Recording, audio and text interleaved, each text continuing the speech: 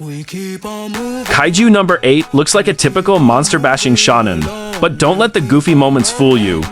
This anime can get seriously brutal. Season 2 serves up blood, body horror, disturbing monsters, and scenes that are absolutely not aimed at young children. So, what are the hidden details parents and casual viewers should know?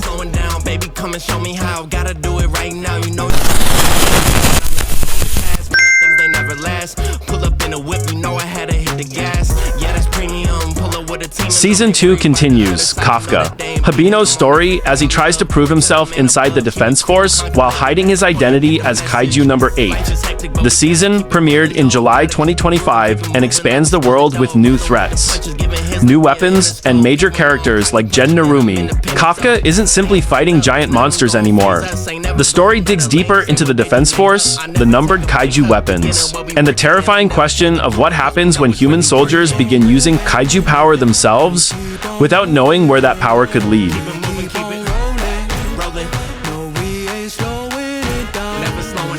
First, let's talk about the part parents should know. Violence, Kaiju number ba, isn't Pokemon with bigger monsters. Characters fight using firearms, blades, explosives, and superhuman abilities, while kaiju can be ripped apart in graphic ways. Official classification for Season 2 in Australia specifically cites strong blood, gore, and animated violence. Some scenes can be genuinely disturbing for younger viewers. Monsters are shot, stabbed, crushed, and destroyed, while human characters can be placed in life-threatening situations. The series also uses monster transformations and body horror, so the creepy factor isn't just about giant creatures smashing buildings. And here's the big reason I wouldn't recommend it for small children. The danger feels real. Characters can be injured or killed, cities are attacked, and civilians can become victims. Even the theatrical compilation received warnings for bloody injuries, frightening monster sequences, and intense threat. The anime also has moments that can hit harder emotionally than you'd expect. Kafka isn't some teenage prodigy with infinite plot armor. He's an adult who failed to achieve his dream, then gets a second chance while carrying a secret that could literally make him humanity's enemy.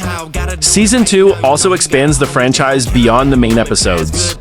Before Season 2, fans got the theatrical compilation Kaiju No 8, Mission Recon, plus the special episode Hoshina's Day Off. The franchise has also received promotional and spin-off style content, including short anime material. And then there's the visual side. Production IG continues to handle the anime, giving the series a polished military Mitsugayu look. But here's a spicy community take. Some fans felt Season 2 didn't always hit the same animation highs as Season 1. Others strongly disagreed. So the animation debate is definitely not settled. Interestingly, hardcore fans were still very excited about the new material. Narumi immediately became a major talking point, while Soshiro Hoshina and his relationship with Kaiju No 10 became fan favorites. One Reddit discussion even singled out Hoshina as the standout character of the season. The fandom seems split in an interesting way.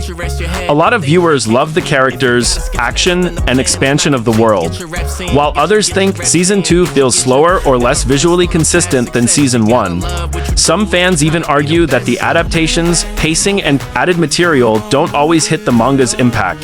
But there's one thing the community clearly agrees on. Kaiju No 8 still has a killer hook.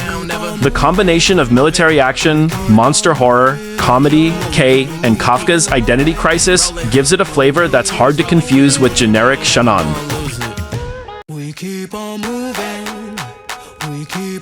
So here's the hidden truth about Kaiju No 8 Season 2. It isn't really a children's monster anime. Beneath the flashy fights is a series built around violence, death, body horror, military danger, and the fear of losing control. And that's exactly why its kaiju concept works so well. If you expected harmless monster fights, think again. Kaiju No 8 wants to make you ask a much darker question. What happens when the thing humanity fears most becomes the very thing humanity needs to survive?